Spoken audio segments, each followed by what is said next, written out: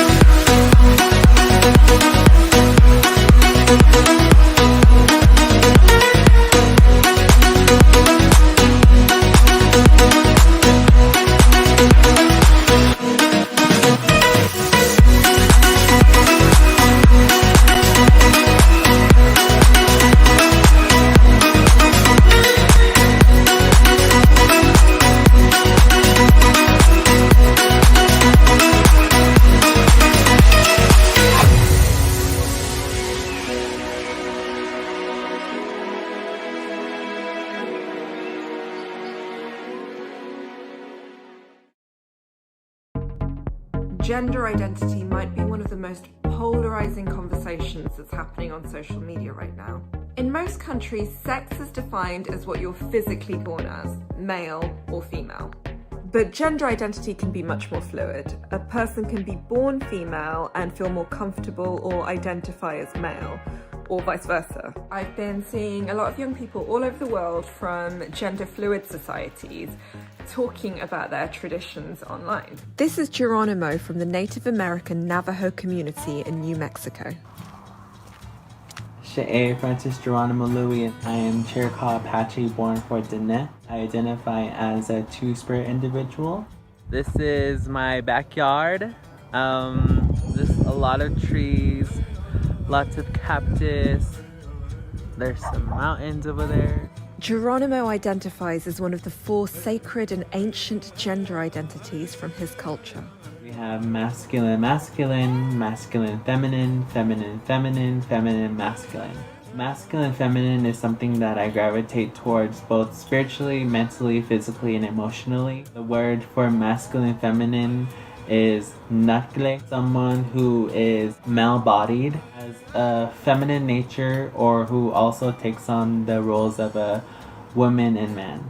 I take it quite literally sometimes. I can dress as a female, I can dress as a male. And traditionally, you're supposed to tie up your hair in a tiel. So men's traditionally would be right here, and women's traditionally we would be somewhere up here. We wear bandanas. I know that I'm a male, and I can take on the gender roles of a female. I weave, I cook, I clean. 8,000 miles away in India's capital, Delhi, gender has been more than just male and female for centuries. Hi, Namaste. I am Leher. I am 23 and I was not born in a female body. In 2014, the Supreme Court recognized a third gender. I was assigned sex male at birth and I changed my gender medically. However, I'm not what in the Western terminology you would call a trans woman or a transgender. In India, we're considered third gender or the sacred gender that has the power to bless or to curse. We're regarded as highly sacred and respectable. Gender has never been binary in India. It's always been very, very fluid, especially in Indian mythologies. We have scriptures that describe more than 20 to 28 genders. We have story of Shikhandi. Shikhandi was assigned female at birth. However, the person transformed themselves into a man to fight the battle of Mahabharata. Over in Australia, transgender people have had different names among Aboriginal communities. Kai identifies as a brother boy. So a brother boy is a person that's been born female but has a male spirit or masculine spirit. Our understanding of being is so much more than a scientific definition of what is XX chromosome or XY chromosome. We can coexist, but doesn't mean that you should perpetrate hate and violence onto people that don't necessarily believe in the way that you believe. However, Kai's journey hasn't been easy, as he still faces discrimination in his own community. As someone that was born a woman and done women's stuff, and then transitioning into a man, you know, it's quite difficult at times to find your place as a person within my culture. And I think, yeah, I'm still on that journey. And for many communities, the history of gender fluidity was lost with colonialism. Sister girls and brother boys, history is difficult to document because of the effect of colonization. There's been a lot of shame and stigma. Pre-colonialism time, gender roles were actually widely accepted amongst my people and our tribe. These individuals who were called Two-Spirit were widely respected when colonialism started to happen. A lot of our people died and were murdered, and so a lot of the teachings and understandings of these people were lost. Forced assimilation, religious conversion all contributed to the idea that Two-Spirit individuals were bad people and they needed to go away. I face a lot of discrimination. It hurts my feelings. Leha also believes that colonization has meant there's less acceptance of gender diversity in India. Colonization is what has corrupted the mindsets of Indian folks that today are maybe transphobic or homophobic. Increasingly, the question of gender identity is becoming much more than how you choose to self-identify. It can decide whether or not you can access biologically divided spaces like toilets and aid shelters, and some sports. But the question of who should have access to these spaces is one of the reasons why questions over gender has become so polarised in Western society. Yet some people question the idea of gender and believe stereotyped ideas around masculinity and femininity are limiting. And in some other parts of the world, the idea of just male and female have been seen as an oversimplification.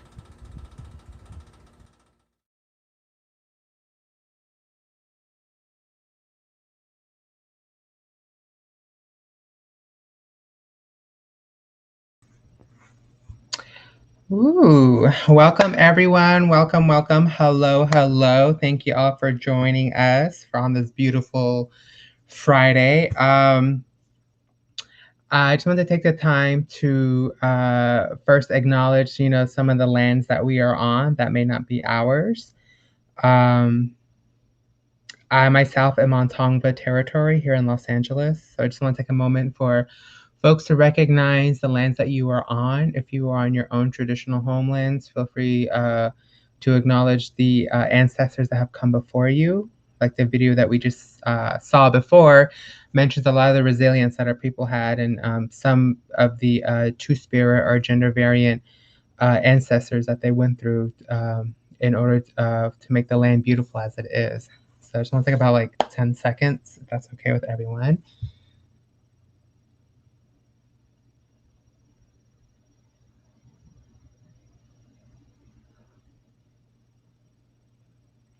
Perfect. Thank you, Ahiahet. Welcome back. I'm going to introduce myself in my Navajo traditional way, then I will translate in English later. Yat eshikestoshik edoshine, you began yashe, na kaiden initially. Ki ani bashichin, the Bethlehem dashite, Tkabahan dashinele. Aquat egot asan nishle, Aquat egot anatle nishne. So, Kintlana dok osli biaga shidishchi. Kad Indigenous Pride bekoche nishle. Freelance graphic artist, though project consultant nishne. So, public health igi banashnish. California State University, Long Beach, de ninilscha. Tkovangardek eheshke. In the Tkodeneje de nasha. So, hello, my family, friends, and my people. My name is Yue Bigay. I am the Nomadic People Clan, born for the Terry House Clan. My maternal grandfather's clan is the Black Sheep Clan, and my paternal grandfather is of the Near the Water's Edge Clan. So this is how I identify as a Navajo transgender woman. I was born in Flagstaff, Arizona, near the Navajo West Sacred Mountain, Doko Asli. I am currently the co-chair of Indigenous Pride LA here in Los Angeles. I work as a freelance graphic artist as well as a consultant. I also work in the public health field here in Los Angeles County. I graduated from California State University, Long Beach. So that's my alma mater. I currently live in Los Angeles, California on Tonga people land, but I'm originally from Kayenta, Arizona on the Navajo Nation. So thank you so much again for joining us. So a little bit about today's panel and why this panel has started this time of the year. Initially, this panel was planned for an International Transgender Day of Visibility on March 31st. However, Diné Pride wanted to do this right and make sure that the panelists who will be on this panel tonight had enough time, got acquainted, knew what questions were, prepared more properly. That way, everything wouldn't seem rushed. Everything wouldn't seem very how should I say? Everything wouldn't seem so, I guess, unprofessional in a way, because we do know that oftentimes we see a lot of panels that maybe panelists are called last minute, but I really do appreciate Al Ray and the rest of the Diné Pride staff and committee for allowing us to have it today on this very special day. The other reason why we wanted to choose today is because in exactly 2 days, April 18th is the annual National HIV Transgender Testing Day. So we wanted to tie in Transgender Day of Visibility with the National HIV Transgender Testing Day, which is why we picked today as kind of the panel for today. So without further ado, enough of me rambling, I'm going to introduce our panels that will be with us tonight. Sorry. They'll be with us tonight. First up, I want to introduce Marcy. And Marcy, if you can go ahead and introduce yourself how you would with your own people, go ahead. Dagote she Marcy Angeles Conte, she Neni Chirkal Inde, she Wamarish Chichimeka, she Indi Ishtishan. Hello, my name is Marcy Angeles. I am an artist, writer, musician, and journalist from southern New Mexico. I am currently living in La Union, New Mexico, which is part of Apacheria. Thank you for having me. Perfect. Thank you, Marcy. And I also want folks to be mindful of people's pronouns. If you cannot see it, our pronouns are right here on the name tags. So just be mindful of our panelists and our moderators' pronouns for tonight. The next one I want to introduce is V. V, come on up. Yate, I am Navajo, and I am from the reservation out in the Twachi area. So here, Nana, I'm Kiani and Hatna. So I'm out here in Chandler, Arizona now, and I am also a graphic artist and also a part-time DJ also. So I do all these things that when I, in my own time. So yeah, thank you. Perfect. V. Next, can I have Jaylene come on up? Hi there, my name is Jaylene from Sagamay Anishinaabe and Kawakatus Nations Treaty 4, Saskatchewan, Canada. Presently, I am calling in from Vancouver, BC, the unceded territory, the Coast Salish people, Tsleil-Waututh, Musqueam, and Squamish Nation. I'm thrilled to be here with all these relatives to speak on something very important, and I'm so honored to be invited for this discussion. Perfect. Thank you all, ladies. We do have one more panelist, but they just got off work, so we'll be moving on. And if they do hop on, we'll give them time to introduce themselves. So to get things started, I wanted to. Well, first today is sorry. March 31st was International Transgender Day of Visibility. So can I ask each and every one of you just a quick question? What does being visible as a trans person, what does that look like? What does that mean to you? I guess I'll go ahead and go. Trans visibility means just living. We are all very different people with very different lifestyles. We come from different cultures, ethnic backgrounds. For those of us here that are Indigenous, and it's just living. That's it. It's just being a person. It's way more normal than people think. Thank you, Mercy. Anyone else? To me, it means of just being myself, being who I am, and being who I want to be. I kind of came out late. I kind of held back on a lot of things in my life, and I finally started doing what I needed to do to be happy. So to me, being visible is just being out there and just being myself, and showing other people that it's okay to be themselves also. So that's what it means to me. So I kind of like help others do that. Perfect. Thank you, V. Thank you. Yes, this is Jaylene speaking, and I think the Day of Transgender Visibility is so important. I can reflect on to when I was looking for a place to fit in, and I didn't really have a lot of people to look to. So I know that just by standing in my truth is a revolutionary act, and if by living my life freely in my honesty, I'm visible to people, and I think that when people are looking for that space to connect to and for people to ask questions, I think it's important to make sure that I always think about the person coming after me. I want to make sure that they have the support to maybe make it a little bit easier than it was for me, and also really just celebrate the fact that our world is opening up, and we all have the right to dignity and respect, and to be able to explore with safety. And so I think that is something that has been really important. I find that now it's, my journey of self-discovery has been, really rich, and there's been a lot of trauma throughout it all. But I think the most important thing that I could say is by standing in my truth, I have found true freedom. And I love being there for people to connect to. Perfect. Excellent answers, ladies. I think for me, I would have to echo what everyone has said. I'm gonna tell my age right now. I am 28, so I was born in 93. So I am, still learning and still growing as a young trans woman. But I do want to say that for me, trans visibility looks like what exactly V and Jalen said, making sure that our young trans siblings, whether they're out, whether they know it or not, that they can see this is a possibility. I know the first trans person I saw was actually back on the Navajo Nation. I mean, the very first trans person. I grew up poor. I grew up without cable, so I wasn't exposed to RuPaul. I didn't know RuPaul until college. No, scratch that. I didn't know RuPaul until like high school, which was in 2010, 2011. I didn't know Amanda Lepore.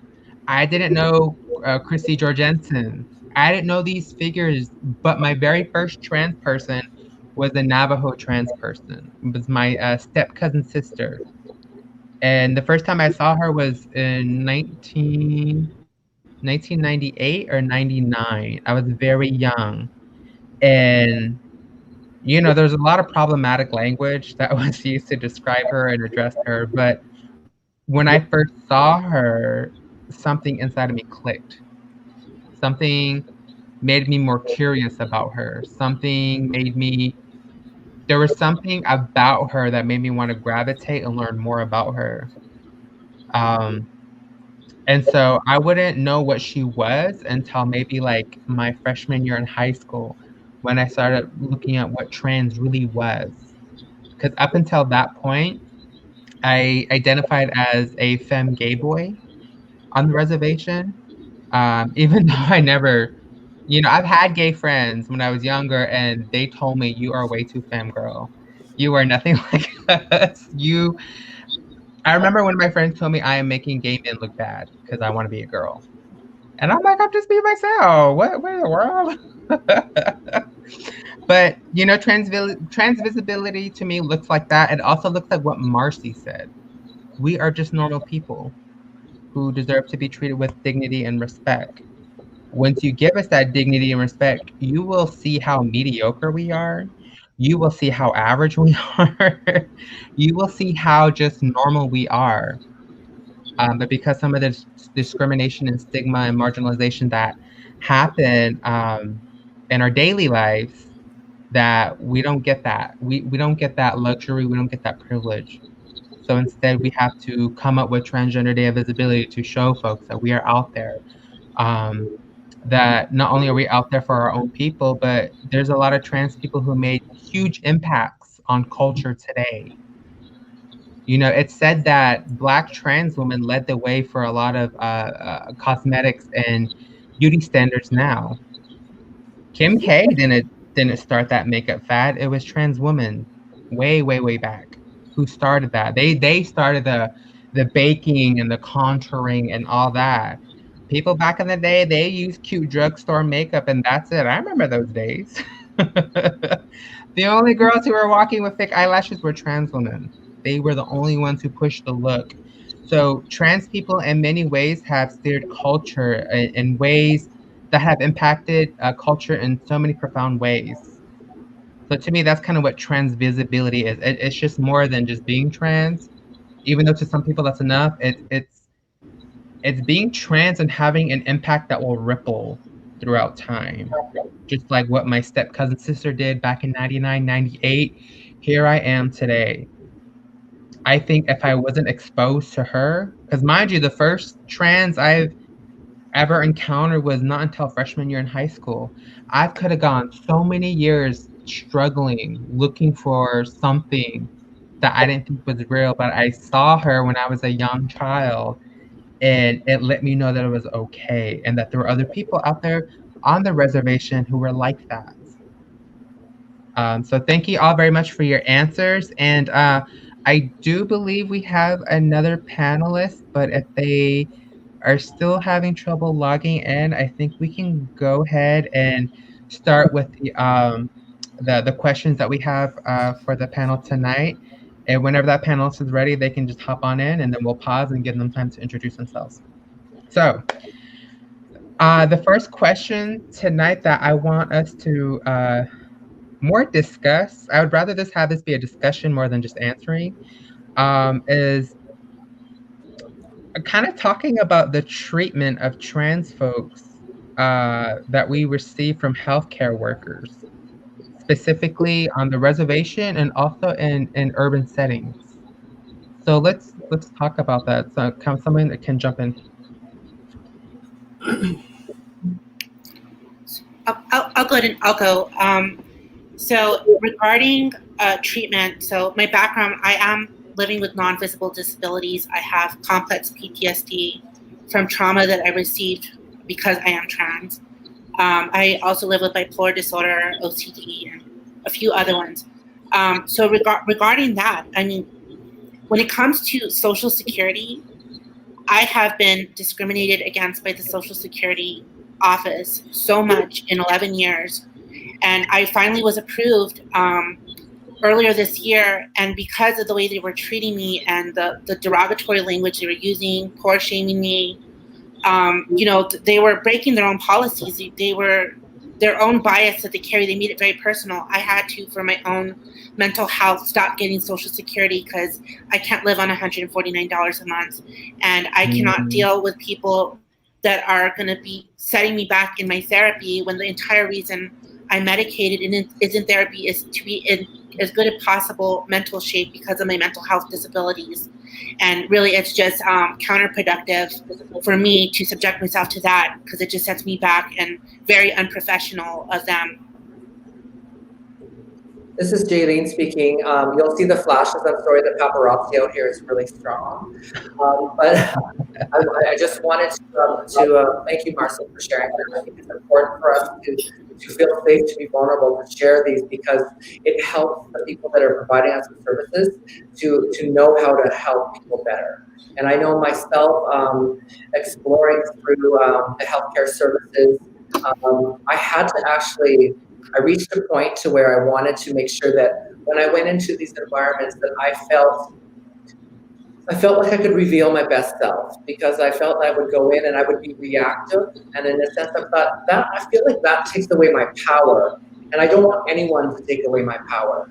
So what I would do is that I had this little mantra before I did anything like changing my name, just going in for services before my name was changed, is I would be calm, confident, and have the appropriate paperwork.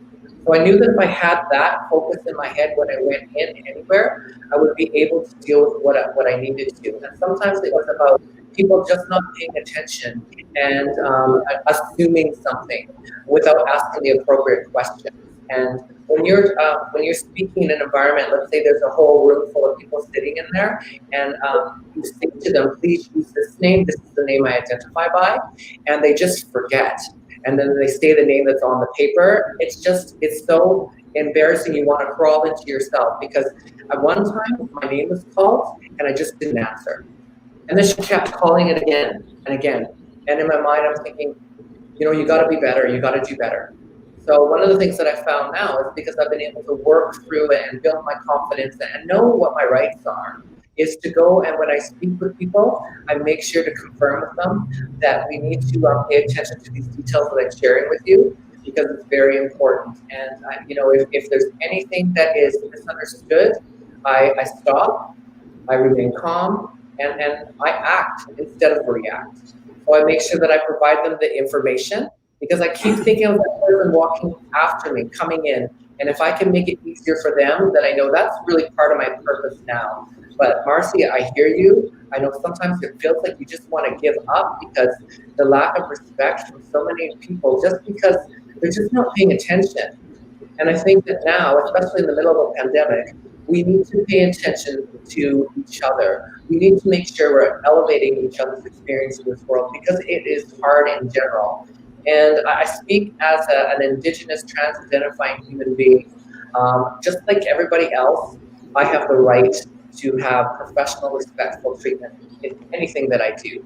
And I finally feel that for those who don't feel like you have a voice yet, I really suggest that you connect with the resources as close as possible to you. Now there's a lot of online resources, but if you don't feel like you have that strength yet, that is okay. There are people around and relatives that are here to help you really explore your journey with that freedom and that safety. And we've got to help each other. So I think this is really important, and that's been my experience. But now, when I go into somewhere, I hold my head up high. And I know that I'm going to walk through this. It's going to be a good experience. And if I have an opportunity to educate somebody, then I've done a service for one of my other relatives. So I'm Jaylene. I'm finished speaking for now. Perfect. Thank you, Jaylene. Thank you, Marcy. Yeah, it is hard as a trans person. Just, on one hand, we can have a bad day and we don't want to help. We want you should have this stuff right from the get-go. And some days we do have maybe a thicker skin. Maybe some days we do have the confidence to be patient, be understanding. But I think at the end of the day, I am going to agree with Marcy and Jaylene. They both should have their stuff down. Yeah, and not all trans people, all trans like people that. are understanding the patient. I mean, ahead, even me, when I Marcy, started late transitioning, just going to the hospital and stuff like that, I've had people that would give me a hard time on certain things. I had to go out and find the resources for it, and find the right doctor, find the right person that'll work with me. And I did. I'm really grateful I did, because it did help me out. And it took a lot of pushing and a lot of things. And I knew when I was going to be transitioning, I knew already that there was going to be struggles coming along with it. And it was just finding the right resources to get me through everything. And I've been discriminated against. And just like Marcy, I suffer from PTSD and bipolar and all these things too with my mental health. But I did find the right therapist. I did find the right doctor to work with. All these resources came into hand and they came into play. It's just that we need to seek them out. And then when we seek them out and we know people that are going through it, we can offer them and say, hey, you know what, this is the person you should go and see, and maybe they'll help you, you know. So especially in our areas, in certain areas where we're at. So my platform, it was like that.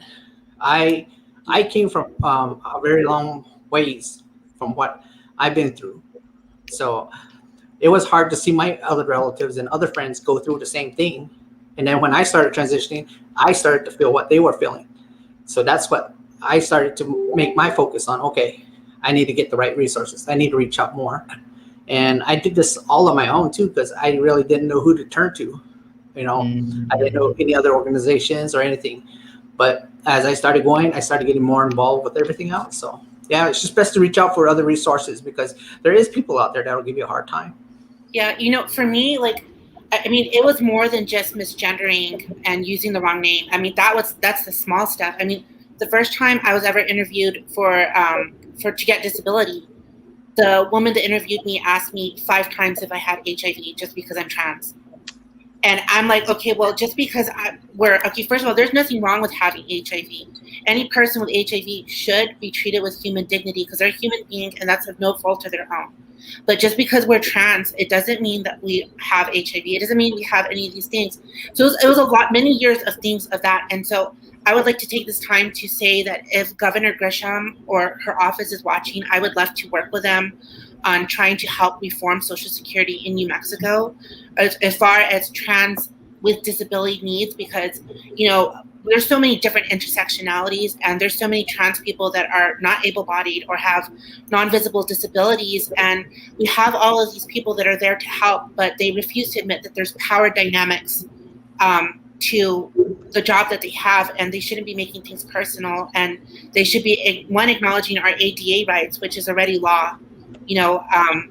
But apart from that, just honoring us as human beings and giving us a fair chance to show that our disability is real, and we don't need people that are being dismissive or trying to invalidate, our medical diagnosis. I'm sorry. Perfect. Thank you, everyone. Thank you so much for your answers. Yeah, healthcare. This will always come up. I wish this issue would be put in the ground already, but it's still coming up. I'm gonna have to pause this really quick because our other panelist has just arrived. Our next panelist that would have gone before but has now just entered is Antonio. Antonio, can you go ahead and introduce yourself as you would with your people? Yeah. Hello, everyone. My name is Antonio Amador. I am from the Navajo Nation tribe. My clans are Dista, Kia, Ani, and Shla, Nakai, Bashishchin, Kinsachitni, Dashiche, Nakai, Dashanella. I am half Mexican. I'm originally from the Big Mountain area. Grew up in Navajo Springs, Arizona, only because my family was relocated. I also went to school in Page, Arizona. And right now I reside in Phoenix as I work from home. I am 33 years old and very active hiker and athlete as well. And so far I have just started transitioning. And it was a little bit tough for me at the beginning, only because it was really hard to find resources. But living in the city definitely brings up that a lot more resources to find. So Perfect. Thank you for joining us tonight, Antonio. No, thank you. Actually are living right next by V. V, you're in Chandler, right? Yes, I am. Neighbors. Cool. Antonio, we just got done answering our first prompt. Let me put it in the chat so you can see it. I had everyone basically answer, well, not answer, but more like discuss what your experience treatment of trans folks receive from healthcare providers, either on the reservation if you grew up or if you currently live on the reservation, or even in an urban setting if you moved.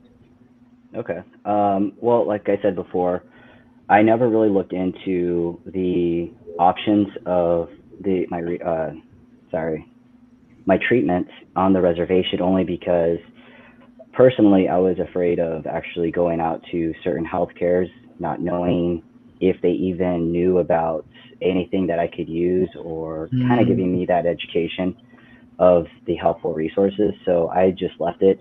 Um, Growing up in a small town, it's really hard to be open about certain things, especially like this. So I never really looked into it into smaller communities until I came into the city. And if it wasn't for one of my good friends who kind of towards me, lead me the way to a helpful clinic here in Phoenix, I wouldn't have started. So with his help, I was able to find a nurse practitioner, go over what kind of procedures they have. So, but yeah, it's just it's hard looking for it on the reservation, and I think it's just being scared to actually be open about it with them, because you never know what they're gonna say or kind of backlash you're gonna get. So that's the only reason why I never reached out to the reservation clinics. And not only that, but apparently they don't. The Navajo tribe doesn't cover certain resources that are for us. So interesting. Thank you for sharing that. mhm. Yeah, transitioning on the res. I mean, I tried transitioning. I'm 28. I tried transitioning when I was a junior or senior, so 2010, 2011. And when I started asking the doctors about hormones, they were like, "What are you talking about? We don't understand." So, and not only that, but just telling a doctor I was asking about that, it took so much. Mhm. I was scared. I was also embarrassed because I was putting my business out there like that. And I think one thing people got to understand is reservation communities are very, very Small. small. Everyone knows each other. Um, I wish I could say that patient confidentiality is really good on the res. It's not from experience. Growing up as someone, my family knew everyone's tea. My family knew everyone's health issues. My family knew who had cancer before their family members knew they had cancer. And it is just so, it doesn't matter if you have white doctors, black doctors, Asian doctors, somehow word gets out about your issues. And so for those of us who are living on the reservations, we anticipate this. We anticipate this. It is very hard to admit something like this. Because as you will see in the panel later on tonight, being trans, being trans now is a whole lot better than being trans maybe a decade ago, 2 decades ago, 3 decades ago. And, you know, some of us still kind of carry that trauma of trying to be ourselves on our own homelands. Ironic. Um, but thank you for that, Antonio. And just last quick follow-up question. What's your healthcare like right now that you're receiving in the city? Well, luckily, I was able to get on Access plan, and with the healthcare or the facility that I'm at, they're very open on a lot of insurance that can cover my prescriptions and everything. And luckily, with my job, I'll be able my healthcare plan with them will actually cover a little bit more than what Access can give me and offer me right now. So yeah, the healthcare is not on the reservation out here. It's mainly in the city. So Got it. yeah. And may I ask how your, I guess, how your personal interactions are with healthcare providers? Do you get in arguments? Do you have to correct people all the time?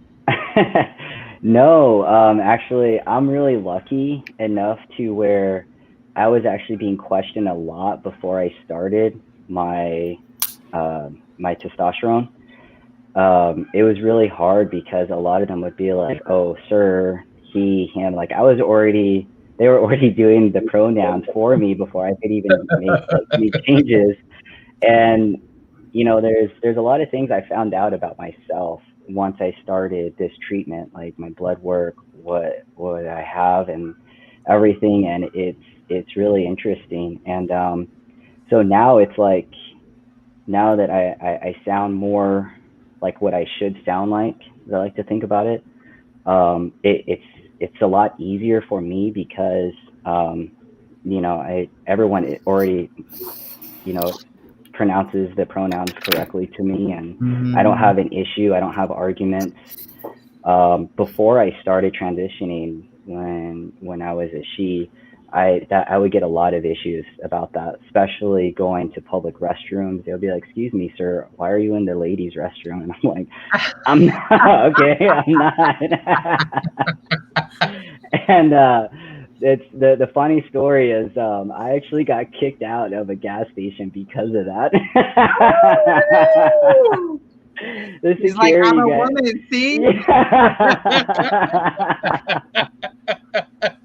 Yeah, so I was like, all right, cool. Well, I guess I need to use the right restroom. And they're like, okay. So I just walked into the other restroom, and it was like nothing. Like, the guys were just like, hey, what's up, man? Right. I'm like, wow, all right, cool. But you know, it's interesting you say that, because in a way, I've also experienced that too. I remember one time when I started growing out my hair longer, started wearing more girl clothes. When I used to wear boy clothes, everyone used to say I looked like a chick in dude's clothes. And so when I started wearing more girl clothes, I guess it really brought up my femininity. I was in Bash's. And for those of you who don't know Bash's is kind of like a local grocery store on the Navajo Nation. And I was going into the men's restroom because that's what I was used to, right? And this employee was like, excuse me, that's a men's restroom. That's a men's restroom. And I was like, oh, sorry. I went to the men's restroom. And the reason why I bring this up is because I think for some of us, at least for me, I can't speak for everyone, but for me, growing up on the reservation, you kind of learn to develop a thick skin. So you're used to all the he's if you're a trans woman, or a she if you're a trans man, and you're used to all the dead naming. But those moments, those moments where people accidentally gender you the right way, it's gender euphoria. So you feel special, you feel good when people actually call you the right thing. It might be on accident, or it might be on purpose. Because I remember when I was young, people used to call me a girl to kind of insult me. But I'm like, you're not insulting me. I do see myself as a girl, but stuff like that. So it's funny you say that, because there's just so many moments like that happen in trans people's lives that I don't think a lot of people realize. And it is kind of ironic, and it is funny to reflect on that. So thank you everyone for your answering this prompt. The next one I want to ask is in regards to the bathroom. I feel like this issue should be long gone, left in the 2010s, but unfortunately it's still an issue in the 2020s. Will the Navajo Nation, or if you are on a different reservation, will the Navajo Nation or any other reservations ever have unisex bathrooms in a government agency buildings, businesses, or even school buildings? What are your thoughts?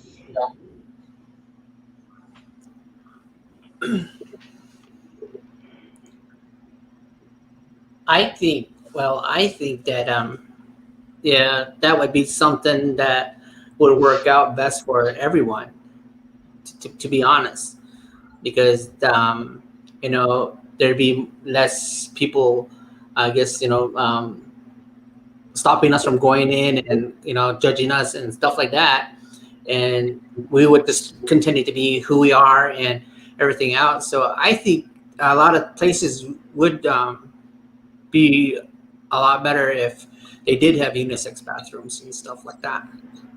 That's my opinion. Thank you. And just to be clear, I'm sorry, this is if they added unisex bathrooms in addition to having men and women, not turning everything into unisex. Sorry about that.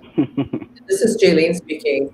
I know here, speaking from a Canadian perspective, they have them in the universities, a gender-neutral washroom. And I think that one of the things, which is actually quite disheartening, is when they speak about creating that in the public school system, the pushback comes from parents. And I think that is something to really acknowledge, the fact that we've got to make sure that that we are leading our children's space to make sure that they can feel free to express themselves in their journey, especially, you know, when you're young, you don't quite know where you fit in. I think that one of the things that was brought up is that they didn't really want to have specific, like having two genders or just sharing the washing together because of the safety reasons. And I think that, you know, a real safe focus would be to make sure you had a space that somebody could go to where you didn't have to worry about having issues surrounding it. I think you have that place where you can close the door, you can lock it, and it's private. And I know a lot of people in the trans experience, you know, we rely on having those safe places because, you know, we haven't always had the easiest way. It's about hiding certain personal things that we navigate through as trans people, and having an extra space there, I think is really important. So I do feel that it is opening up, and there are enough people that are really supporting to make sure that we continue to develop and provide for the diversity of our communities.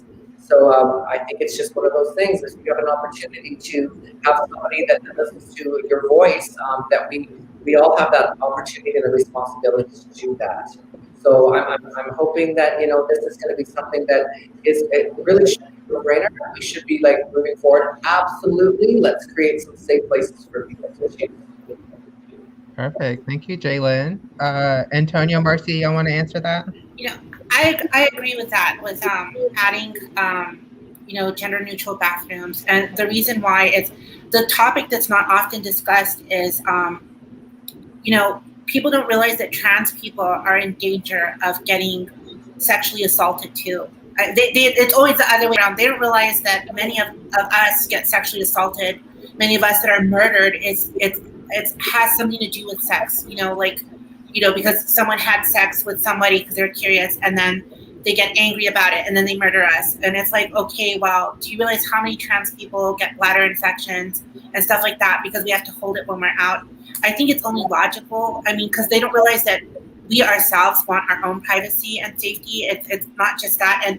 And just a quick reminder, you know, Two-Spirit people have been using the bathroom all over our ancestral lands since the beginning of time. And your bathrooms, your gendered bathrooms, they are foreign to us. They are foreign here. And that's new to us.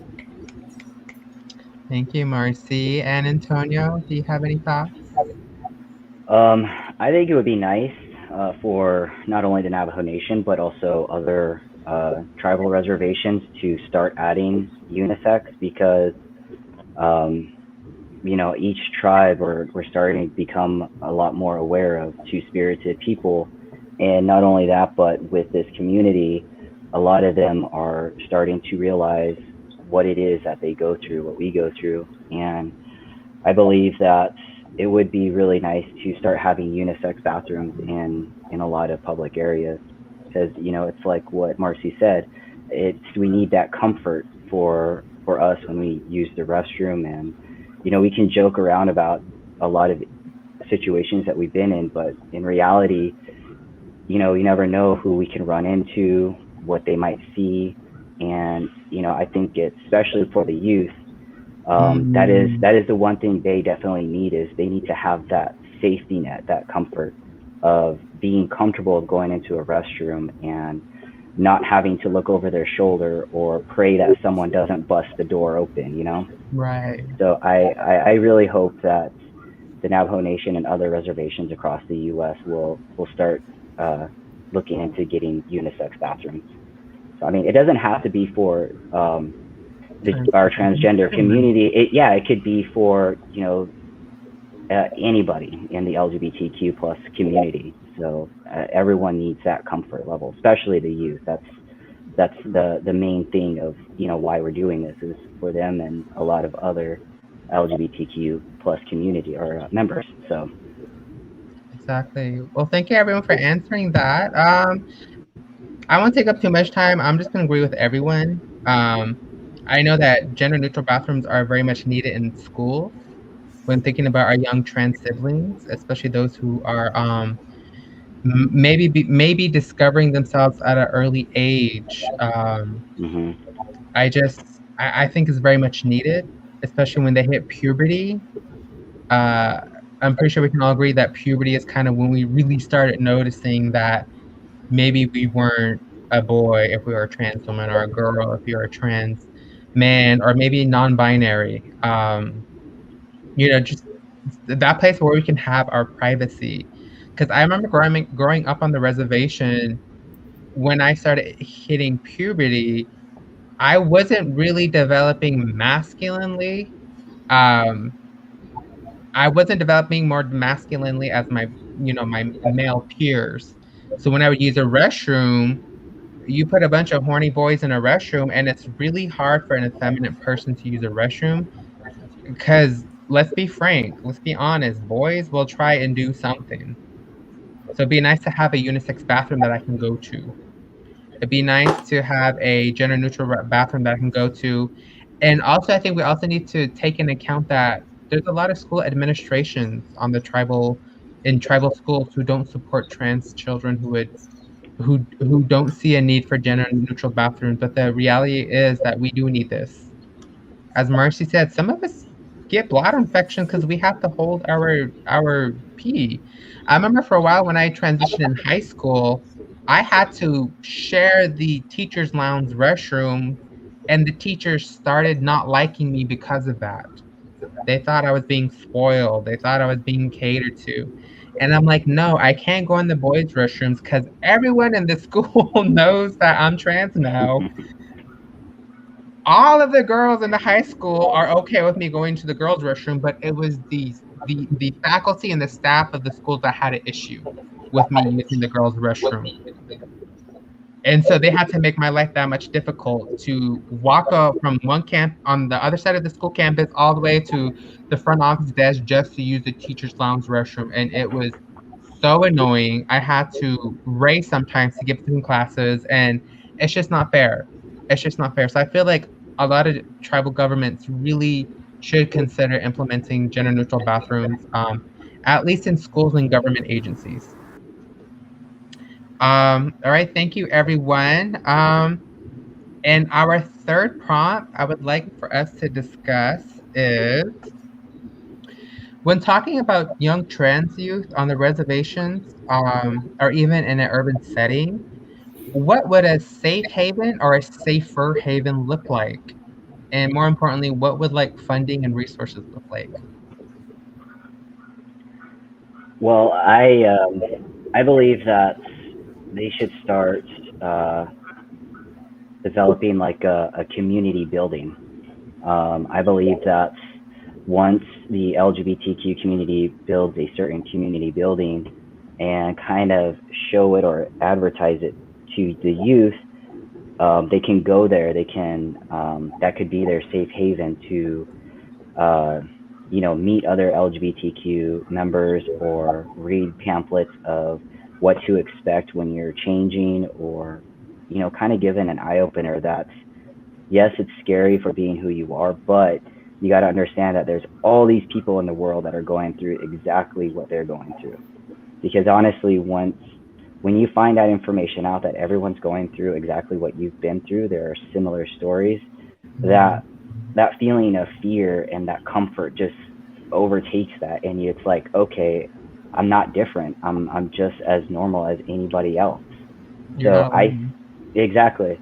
I think that the reservation, small communities that are closer to the reservation, I think that they should start funding to have these buildings, these community centers to be brought up. And not only that, to have more of like an education for them.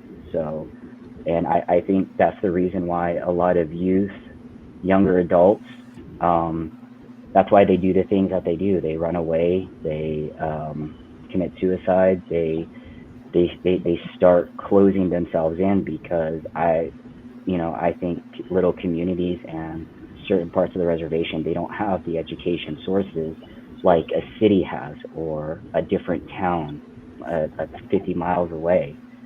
And I think once we have that, that would change a lot of lives. That would make our community, our Native American reservation, a lot stronger, and being capable of taking under a lot of like responsibilities or education. So Perfect. Thank you, Antonio. Anyone else?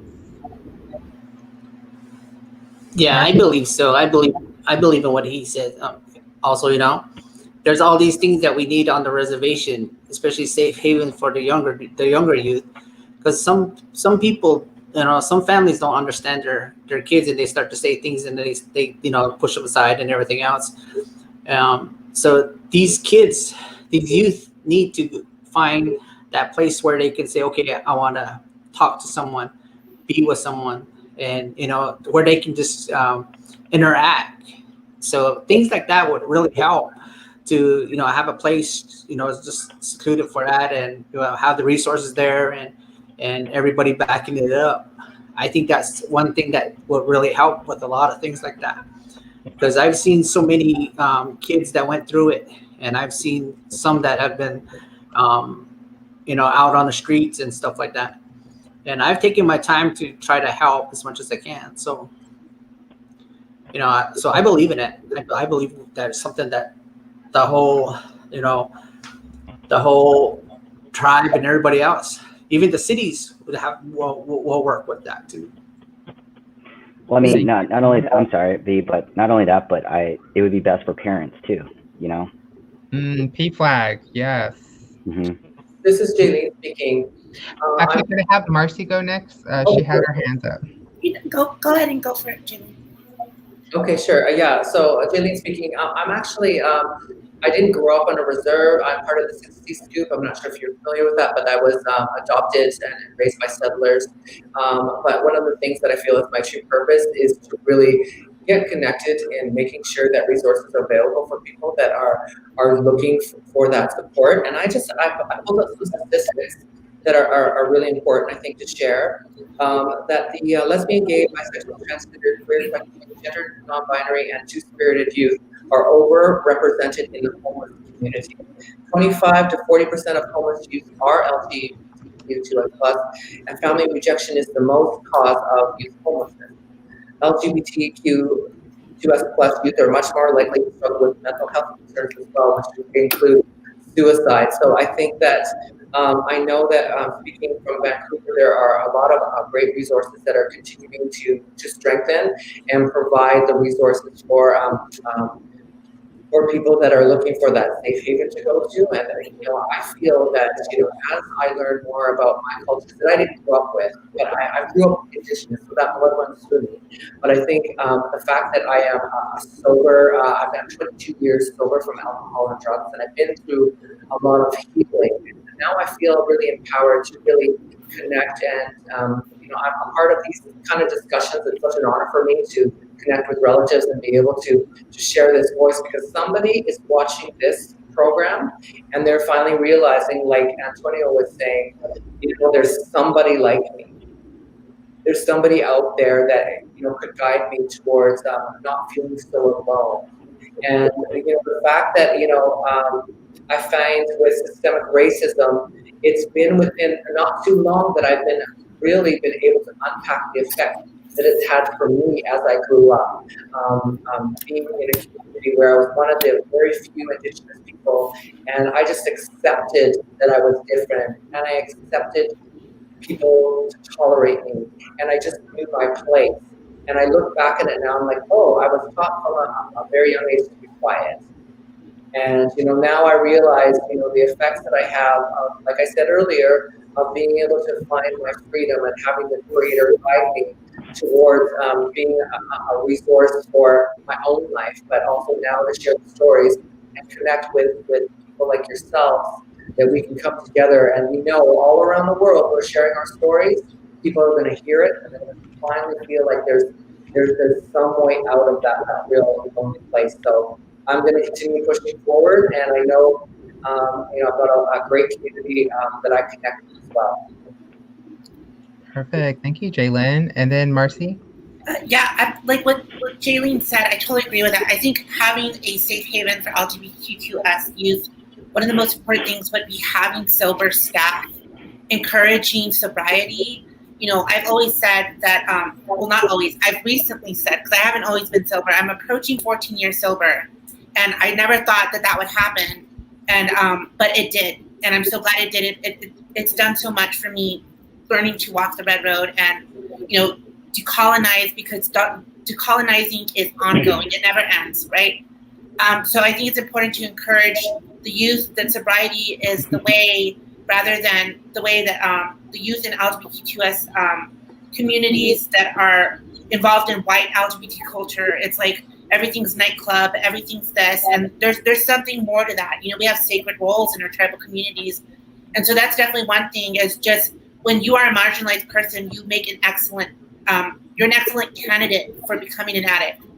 And you know, apart from that, I think one important thing would be white leadership. Living in an urban area, one of the things I see is in an area that's predominantly people of color, you have people that are white and in positions above. And how much can you help people of color? What do you know? And I'm not trying to be disrespectful, but what do you know from your white privilege that can help people of color? And are you being inclusive? Are you talking about people that are two-spirited? And, you know, other things culturally, there's more to us than that. So I think even having a diverse panel that one includes, you know, a white person that can help the white LGBTQS youth, but also people that can, from different cultures and ethnic backgrounds, that can help other people.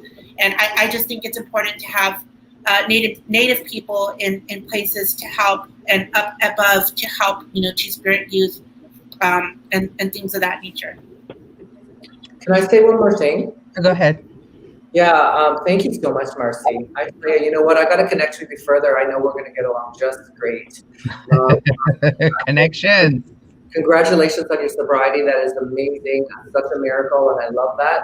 And you know, one of the things that I think is important, I'm actually I sit on the board of the International Support Council, which is LGBTQ2S+ organization in 70 cities in the United States, Canada, and Mexico. And we raise money and awareness to make sure that we'll continue to push forward to provide resources for people. And recently, I've been part of a talking circle of two-spirited people here in Canada, and it has been amazing. And with that particular opportunity, I was able to get some counseling. And this was from, and to get counseling from somebody who understands, who is I was from a Métis, a wonderful non-binary identifying person, and they were able to just really have this discussion with me. And I thought, this is really important. And that's one of the reasons why I feel like I'm going to be, I'm moving forward with my identity as an Indigenous person, and I have confirmation of my paternal and maternal bands. And once I get my registration number, I'm going to look into more schooling. And I think that I feel a calling to be a resource for people looking for counseling. As an Indigenous trans sober person, it feels like, you know, that's going to be the next step. So I just love listening to what everybody's sharing here. And we have not met, but we are relatives, and I'm going to connect further after this, because I know the Creator doesn't do things by coincidence. It's for a reason. So when we come together, and when we're talking about pride, we're talking about continuing to co-create in conversation with each other to lift each other up. So I am just feeling the spirit right now. So I sometimes when I feel that, the words kind of they flow. But I want to thank you all for sharing your heart. I can truly feel it. Perfect. Thank you, everyone. And yes, please feel free to connect with each other. If you are an audience member and you like what someone else is hearing, or you want to connect with someone else, please feel free to reach out to us, or you can contact Diné Pride to contact us, or to contact them to, you know, forward them our information. I think in answering this question for me, I actually want to talk about an experience I had. I actually had the privilege to be the president of a high school, GLSEN. Do you guys know what a GLSEN is? Used to be called Gay, Lesbian, Straight Education Network back in the day. I used to be a president of that club on the Navajo Nation. It was, I think, the only one for a while that was on the Navajo Nation. And just having it at a school where queer students can come and be ourselves, it was very eye-opening. It was very, I remember I would look forward to staying there afterwards to meet other students, and we would just kiki, act a fool, just gossip, just, you know, it was just so amazing for us to have that space, because we didn't have that space outside. Some of us live out in the boonies. Some of us lived out in sheep camps. Some of us live, so to have that space as an after school program where we could connect and meet was very fun. And so hearing each and every one of your I guess recommendations, your visions, your dreams, I can only imagine what it would be like if we had maybe a Diné Pride Center in Kayenta or a Diné Pride Center all over the Navajo Nation, or a type of Indigenous Pride Center on every tribal reservations where youth can go to feel themselves, where Indigenous queer couples can come to be themselves, where they can hold their hands, where they can kiss without being judged, where they can wear any article of clothing and not be judged. And also, as Antonio said, a place where parents can go to as well. What questions do you have? Because I bet you there are parents who already went through that journey that you can connect with.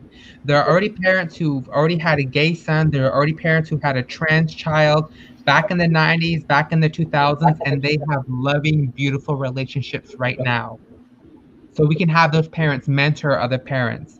How can you get, how can you go, how can you put your prejudices and your negativity that you have about this community that your child now belongs in? How can you get over that?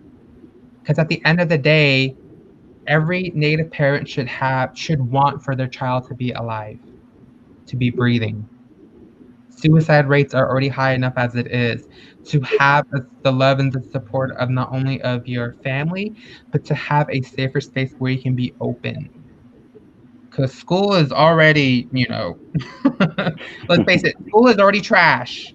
To have that space outside of trash where the jurisdiction of the school cannot affect that area, I feel like that would be amazing. And for it to be properly funded, computer labs where queer students can apply to scholars or scholarships, or even just get a job on the reservation. A place where they can kick back, relax, do homework, study. I think that would be phenomenal. I think that would be phenomenal. So thank you everyone for your questions. For your questions. Sorry, it's late. Thank you everyone for your answers, and this is beautiful discussion. We're actually going to take I believe like a 10-12 minute break. So if you are in the audience, feel free. This is your time to use the restroom, get some water, refill on some snacks, what have you. But also, kind of my charge to the audience. After this, we are going to be doing a Q&A. Well, after this, we're going to answer one more prompt, and then we're going to do a public Q&A. So during this break, please feel free to formulate a type of Q&A, and feel free to type it in the comments, or feel free to directly message Diné Pride on Facebook, Instagram, wherever you're watching. So we'll be back in 10 or 12 minutes, and we'll see you. Till then, everyone.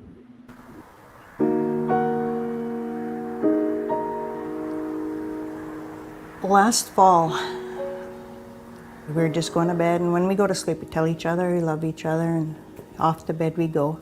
And I was in my room, and I heard a bang. I remember the date exactly. I don't know why. I hung myself September 10th, Monday, 9 o'clock. Come on, Zoe, what's going on?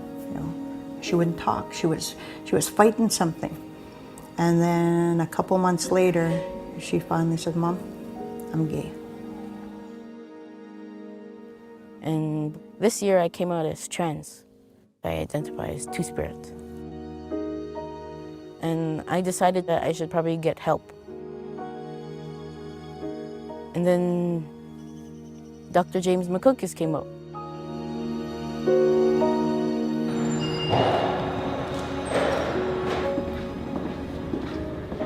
I've been practicing as a family physician since 2012, and for the past 3 years I've been having a transgender health focused practice.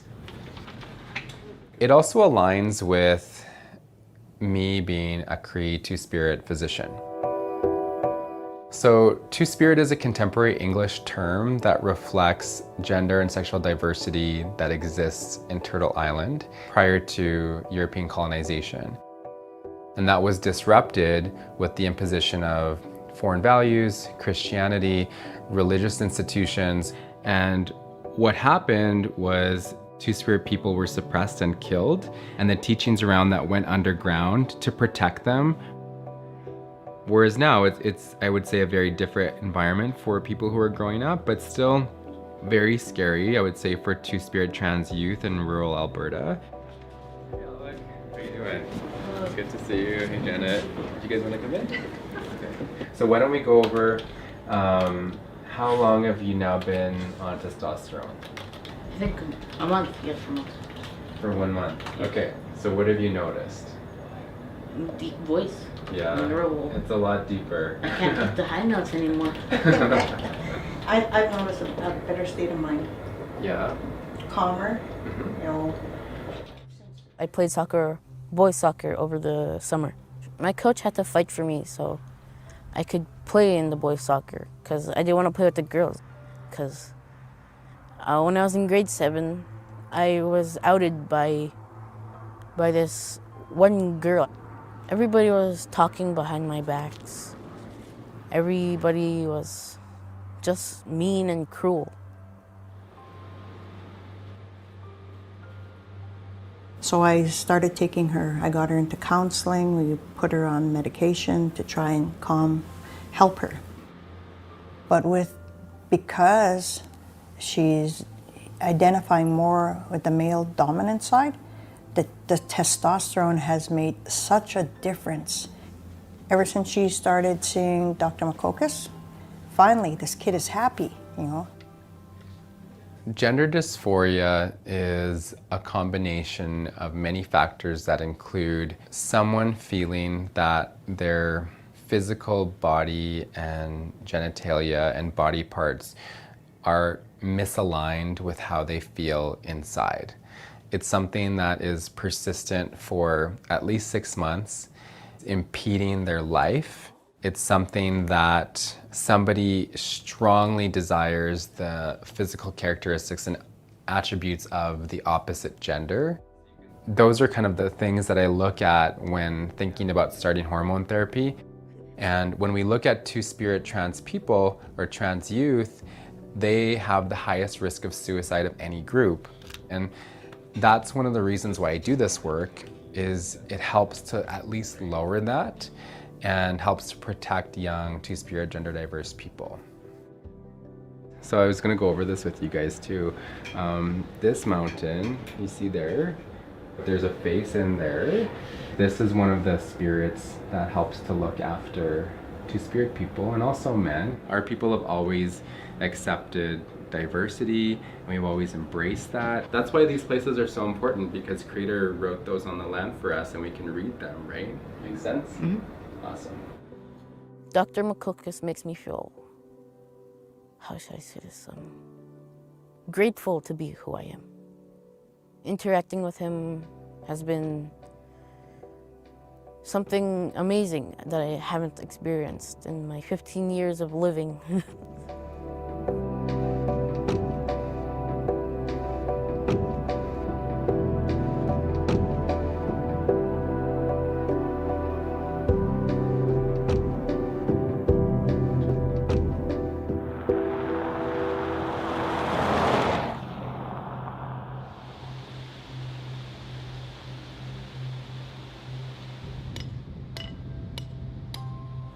Growing up as a Two-Spirit youth, as a gay male in rural Alberta, it was awful.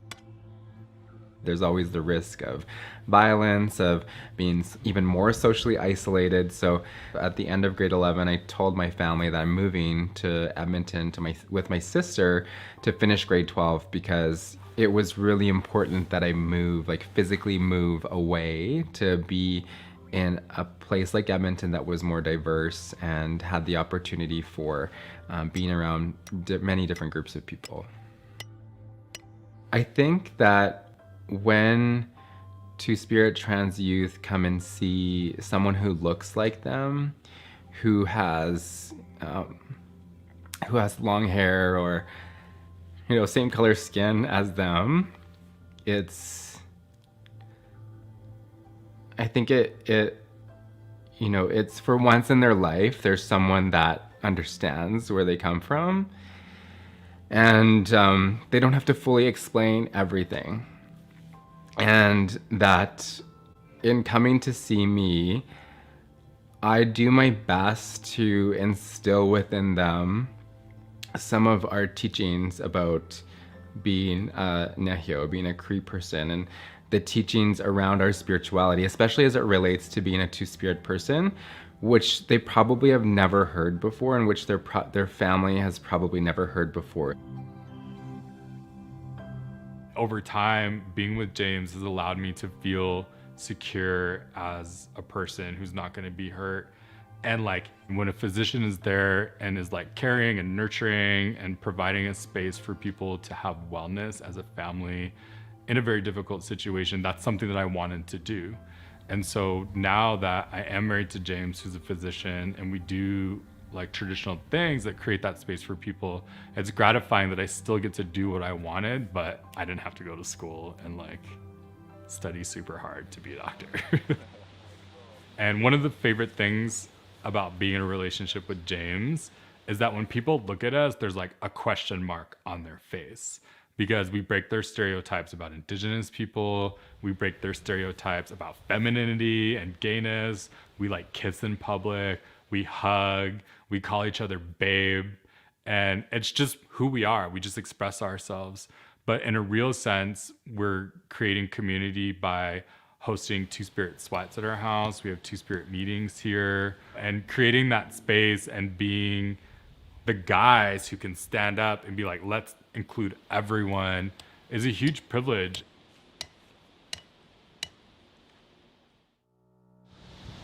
Hey, you found it. Yeah. Good to see you. This is my mom, James. Oh, wow. Hello, yeah. Hi. James. Good to see you. I'm all gross and wet. I haven't seen you since we got back yet, huh? I know. I know.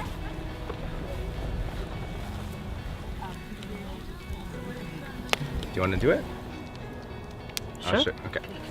So you just take it like that. So now you're gonna turn it. So always going clockwise. Yeah, turn it. So you're gonna go closer, and you're gonna go over the smudge like that, and then back.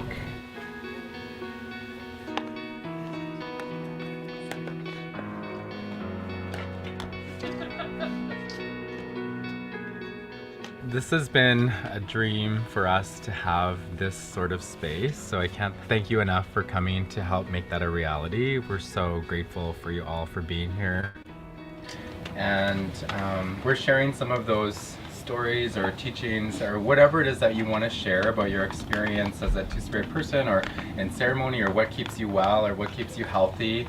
I think those are the stories that we'd love to hear. I'm a mother of a transgendered son. Being a mother of a daughter, I have different rules, and then being a mother of a son, I had different rules, and then being a mother of all of that in between was really, it shifted my mind so much to think about the way people relate to one another. When I thought I was gender fluid, I remember talking about it to people in class, and pretty much everybody didn't believe me, and that's why I basically shoved it down for the next 3 years. And when I found out that two-spiritedness was a thing, it made me feel normalized, like I wasn't alone. There's a shared heartbreak between a lot of two-spirited people. I actually was attacked 5 years ago for being gay, and I just consider myself lucky that I survived it, and now I feel like it's my duty. When I say what is two-spirit to me, it's a responsibility. And two-spirited people traditionally have always had this role of being caretakers and mediators, people who are able to go between both worlds and who could create that harmony. One of the proudest days of my life was the day that James and I first put up this teepee, because it was like always my dream to have this with someone. I didn't know that we could come together and create a space and look at each other and just be like, I see you, like you're cool, like that's a beautiful dress. It's just awesome that we have this, because everyone deserves a place. It's amazing to see the joy and spark that ignites in people when they feel fully included and that they belong. And that's what we want to do for young Two-Spirit people as they're coming into their identity and who they are, is to fully support them and know that there is a place where they can be who they want to be and who they are.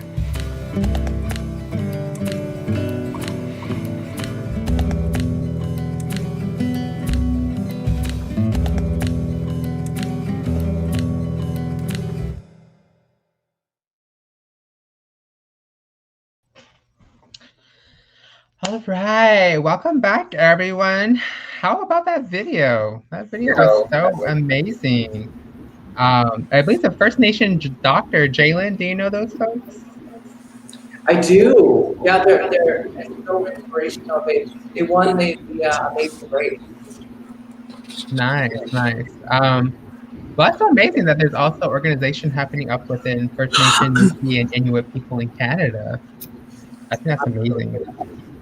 It makes my heart really warm when I see organization happening like this in like other countries, because I know there is some organization also happening in Mexico, in Oaxaca, with a lot of the Muxe and the Zapotec people, and how they are kind of organizing for folks like them and people who you know, like them, or people who are trying to come out and stuff like that. I think is very beautiful and wonderful. So just a reminder to the audience, please send Diné Pride your questions that you have for us that you would like for us to discuss on. We are going to answer one more prompt tonight, and then we are going to open up to Q&A. So please send that to Diné Pride if you can. Do we have all our panelists back? Antonio, where's Antonio at? Hi, Antonio. Okay, well, we will wait for him to come back. In the meantime, we can go ahead and discuss our next prompt. The next question I have, or I guess discussion point I want to ask everyone, is trans protections on the reservations, or if you're in, you know, Canada and the reserves. First, are there any protections for trans folks on your homelands? For trans employees in any setting, whether they have their own business, if they work for another business, if they work for a government agency, tribal agency, what have you. Are there any trans protections? And if not, how can we mobilize to make sure that we have those protections? What can we say to the audience, to, I guess, recommendations that we can give the audience to mobilize in protecting our trans relatives?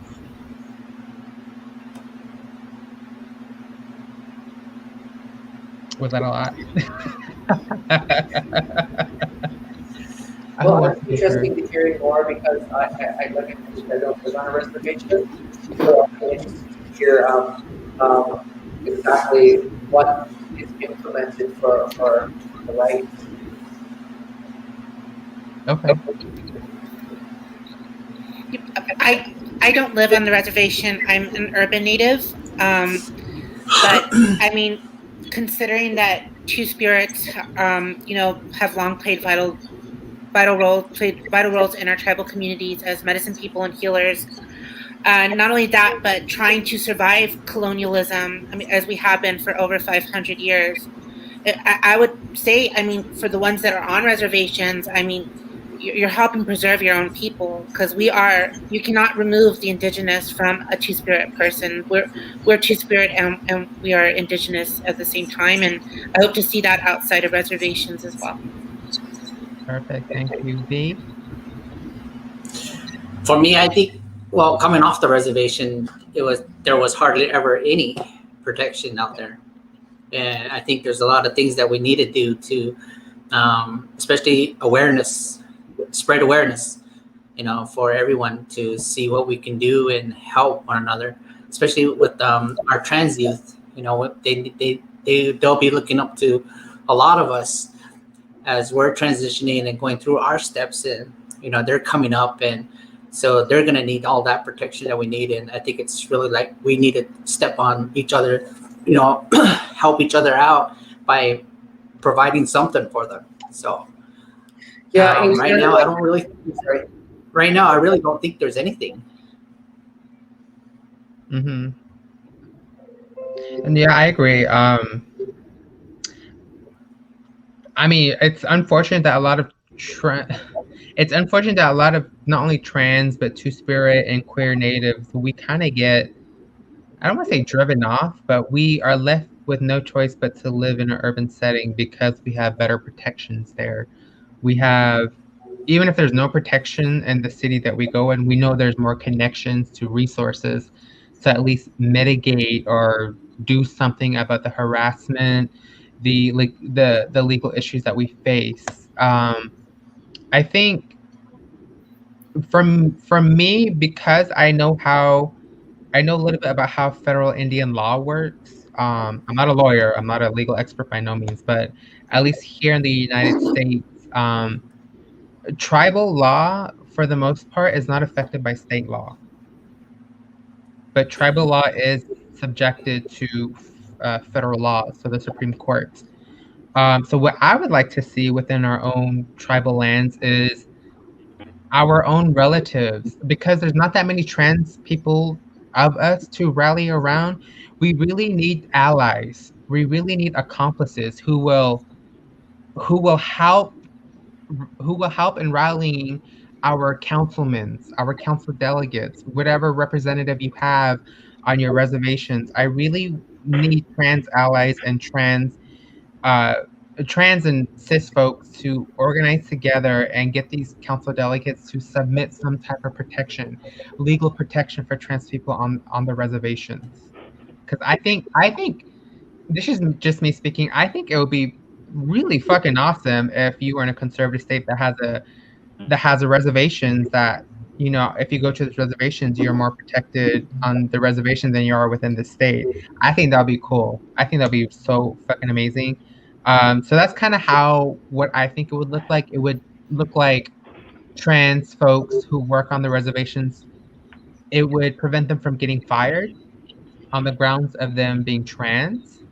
Um, I think it would look like if a trans was harassed or if they were attacked or assaulted on the job, they would have some type of protection and at least some type of benefits to go with it. There's just so many things that I feel like trans people need. There's so many things that we need protections from that I think people don't, that cis people take for granted. A lot of cis people take for granted a lot of the protections and rights that they have on the reservations that are denied to us trans people on the reservations.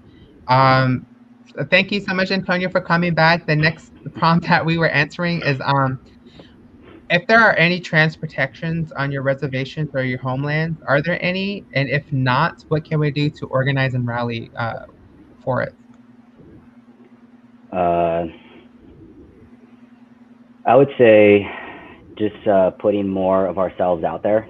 Talk to the local police department, send them letters, you know, and even invite them to panels such as this. That way they can get an understanding of what it is that we go through and the LGBTQ plus community goes through. I believe that as a community, we need to not only reach out to law enforcement or even the government and kind of let them know what we want, making our own movement.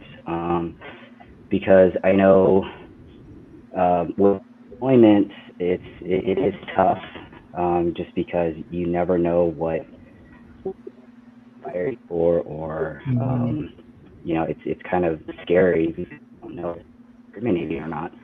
And not only that, but some companies really still discriminate us anyway for ways around it. So if we could just gather up as a group, write a letter, advocate about it, that way not only the Navajo Nation but other reservations can have that opportunity to speak out more. And honestly, I think panels that the Diné Pride is doing We just got to invite the law enforcement and other Native groups out there so that way they can get an idea of, what we're trying to do. Exactly. Speaking of law enforcement, I also think I think trans protection also looks like if we do get booked in jail, at least put us in the jail that correctly is with our gender. Don't put me with the men. They are gonna eat me alive.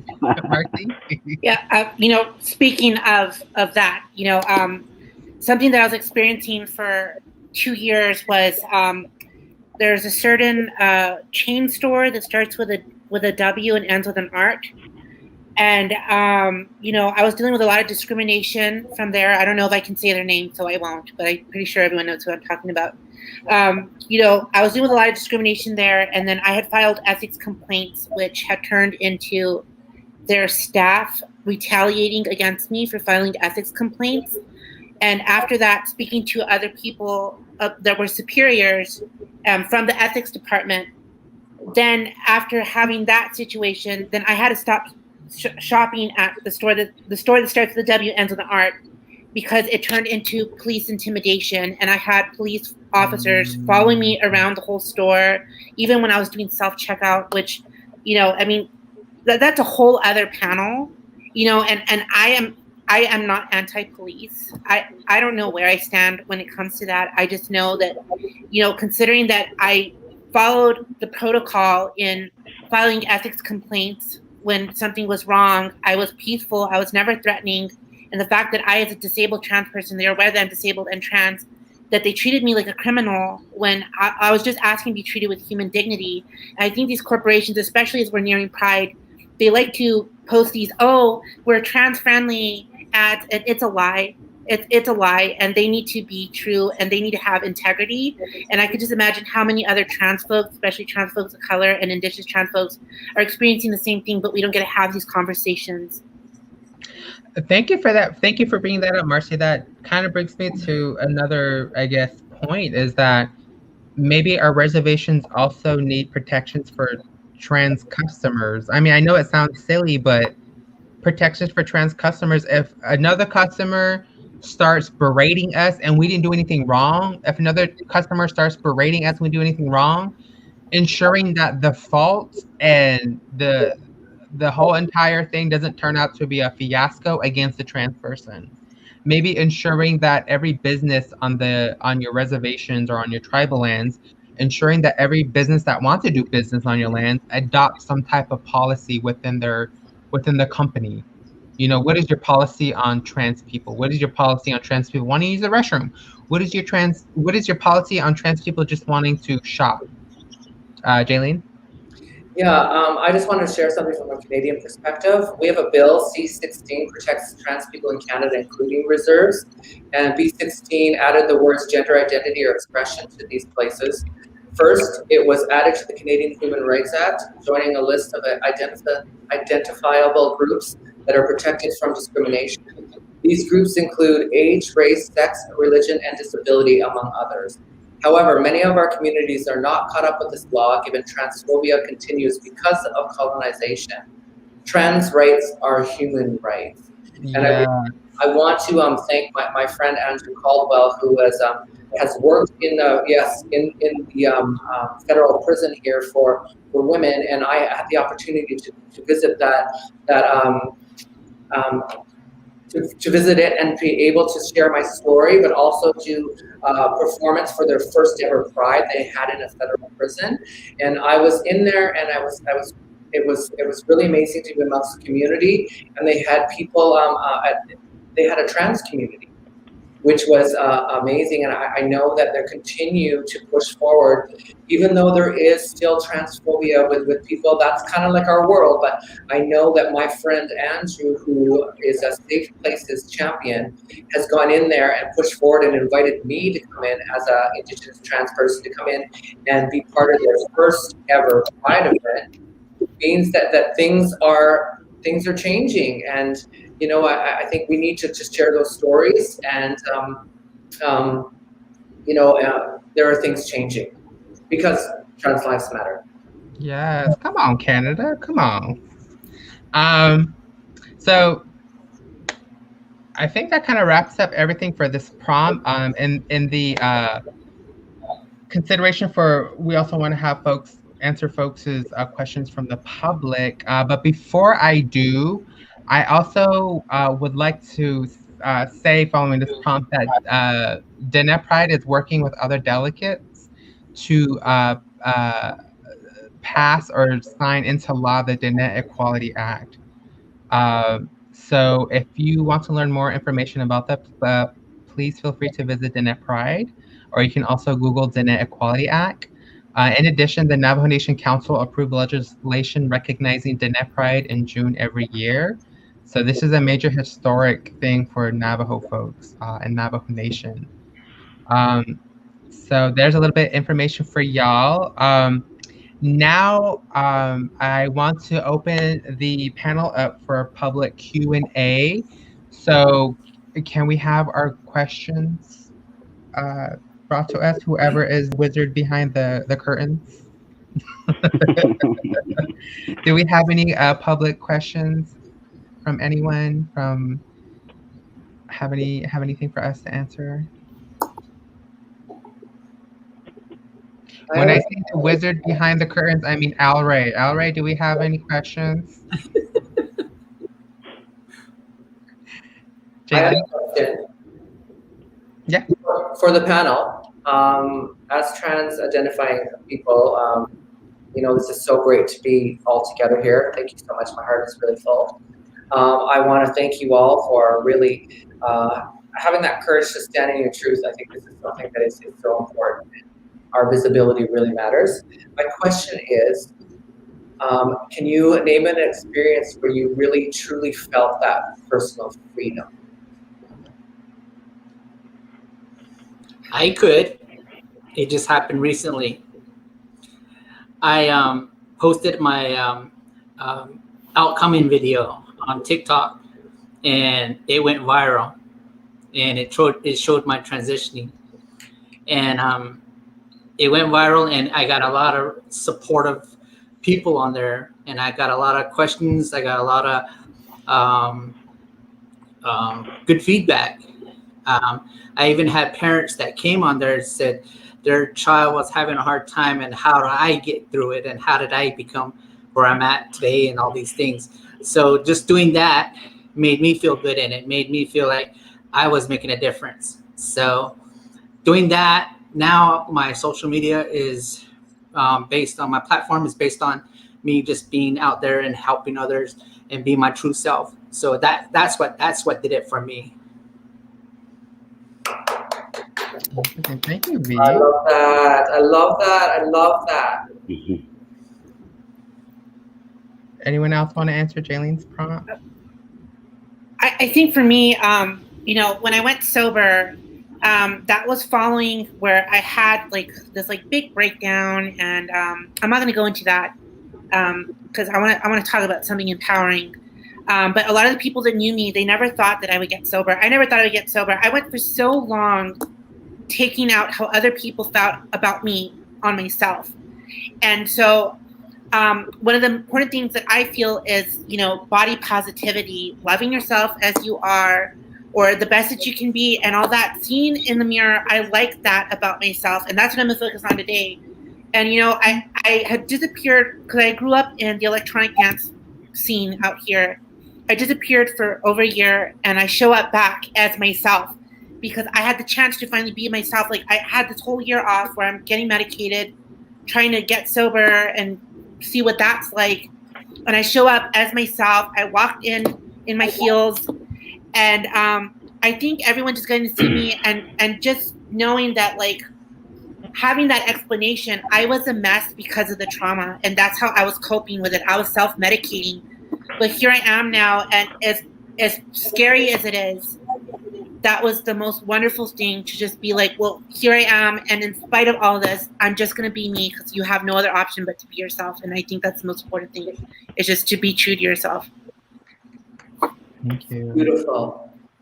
I think for me, to answer that question really shortly, there have been many moments that I've had experienced kind of moments of freedom, but I think the moment I experienced the greatest amount of freedom was, I don't know if you can see it, but when I graduated, I actually wore a traditional Navajo woman's rug dress. I had a relative had it made for me for my graduation out here in Los Angeles. And I think the greatest moment I had was when my own biological mother was helping me get ready. When she was helping me tie up my yes, when she was helping me put on the jewelry, when she was helping me with the female moccasins with the wraps. I think that was the greatest moment I've ever had. Surgeries didn't matter in that moment. Hormones did not matter in that moment. That dress, that epitome of Navajo womanhood, really, like when I put it on, I felt free. I felt complete. I felt whole. This was something I've been chasing for so long, to be not only to be a Navajo woman, but to be recognized as a Navajo woman. And in Navajo culture, we are matrilineal. So the only person who can do that is your grandmother and your own mother and your aunts. So it was very healing to experience that. Oh my goodness, so amazing. Wow. I want to say for me, after I started noticing my voice changing, it felt like everything was going in place for me. It felt refreshing not having to be accidentally called a sir, and then once I start talking, they're like, "Oh, I'm sorry, my bad." I'm like, "All right." But once I started noticing my voice, that's when I started feeling a little bit of that freedom. And honestly, not a lot of people trans probably say this a lot, but for me, it felt like coming out twice again to my family. And it was the scariest thing I've ever done. But getting my family's reaction, it lifted so much. Like I never felt so much freedom. And, I still remember what my uncle, my father figure, said to me when we were done talking, was like, in our family, we always need another cowboy. So that like just made it feel even more free. So every now and then, it had getting that support from them. It also makes you feel more of yourself. Like you have that freedom. Like as long as my family knows, nothing in the world matters. It's that freedom that I haven't fully felt until I came out twice again. So that's that, and my voice. That's everything that I need right now. So. Nice. Jalen, what about you? Yeah, you know what? I want to acknowledge the energy that was just created from all of us sharing that. Like this is what really matters, this feeling. And for anybody that's watching that's looking for a place to fit in, as an Indigenous trans identifying or a gender non-conforming person, it really is about just standing in your truth and surrounding yourself with the strength of the stories of people like on this panel who have realized that freedom. So it's there for you. It's just make sure that you realize that, the power inside of you is to be you. And for myself, I think one of the things that allows me to really realize my freedom was that courage I had to really connect with the parents who raised me. And we were estranged for many years. And I said to myself, I owe them the chance to get to know me. I was prepared for them if they weren't okay with it. I was prepared to move on and do what I need to do. I live my own life. But I just thought, these are the people that actually really did keep me safe for all these years. So I had a great connection with them. My mom was saying she was reading books and studying about the trans community, which I thought was amazing. And on my birthday and on Christmas, I get a card from them that says, "To our daughter, we are so proud of you." Yes. So that's a big moment, and they're from a small town, and the fact that it's about respect for us, and we had a lot of challenge growing up, but we realized the most important thing is that we're in the here and now, and how can we make sure that we are living our life today with the freedom to be ourselves and to connect, and realizing that life is very short, and we have to be aware of that as well. So that fills my heart. Every time I get that card in the mail, I'm like, that's a miracle and very beautiful. Ooh. Well, thank you everyone for answering Jaylene's prompt. We actually have a couple of prompts from the audience, and it's actually tying back into parents and coming out. The prompt is, as a parent or as parents, how can I best support my trans child? I think, having only one expectation for your child, and that's that they be that they be a decent person.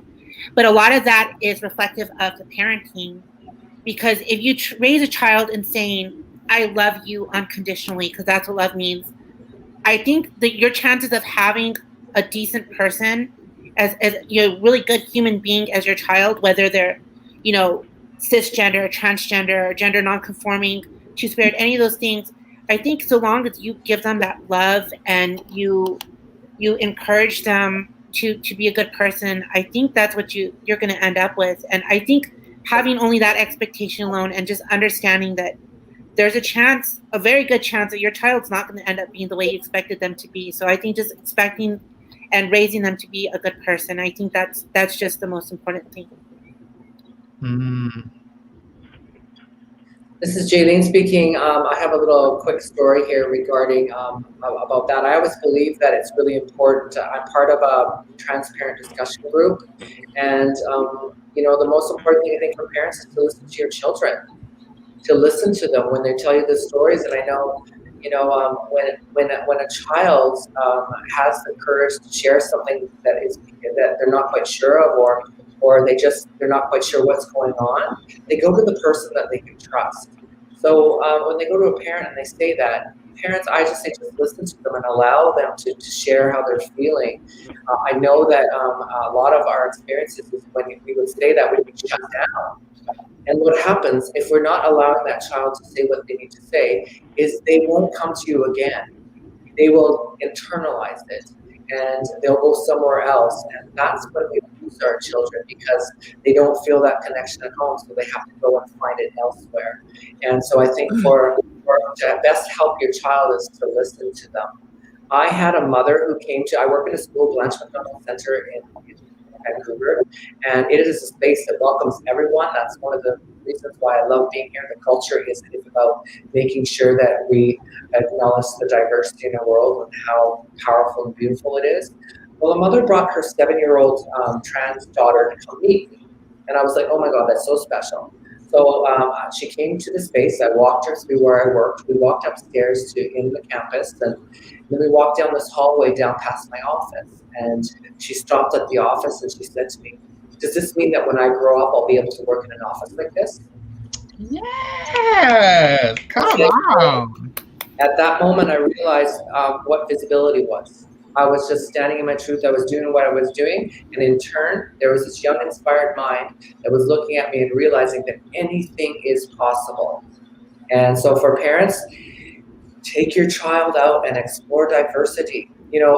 Identity is not sexuality, and it is a journey. Children need to know that they can be free to explore. You don't know, and like what Marcy was saying, you want your child just to be a good human being that's kind to people and is creating and protecting safe places for everyone to do that. So I just think it's really one of those things that it's really important to acknowledge and celebrate. I have something to say. As a parent myself, I'm always there for my kids. And when I first started to do my transitioning, I approached my kids, and my kids were accepting. They were behind me 100%.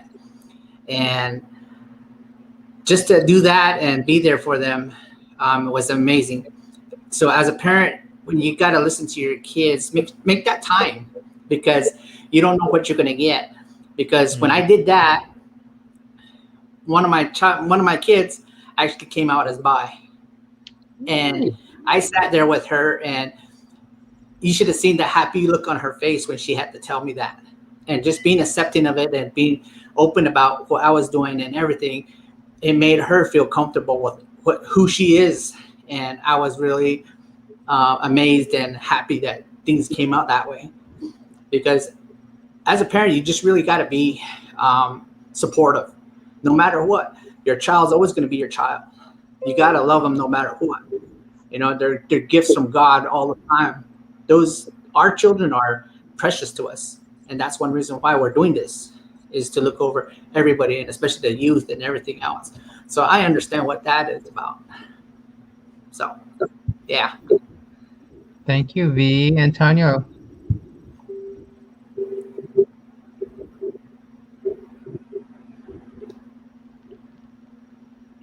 There we go. Sorry.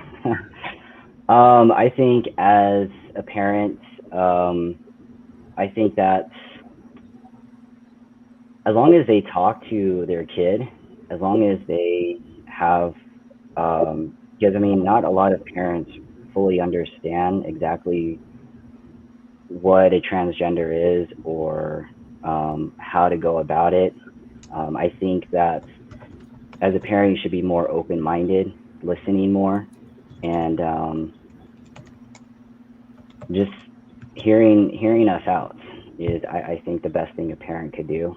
And again, this ties back to having that community center where a lot of parents can learn about it or look for information about it.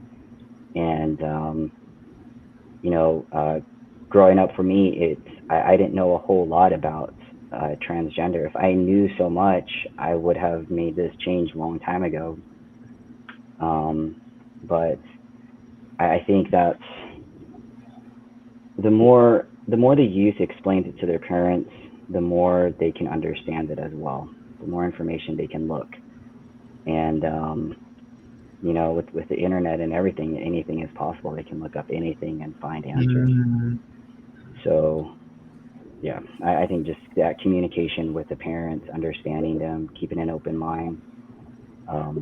That's all I can really say about that. So. Nice. Thank you, everyone. I think for me, I would just reiterate, there are tons of resources right now. We are experiencing a trans renaissance right now. So there's tons of information. Go to YouTube, type in trans child, trans, or a parent of a trans kid. You will find something. Google it. There's tons of resource out there. If you like more in-person education, look for your local PFLAG chapter. That's PFLAG, PFLAG chapter.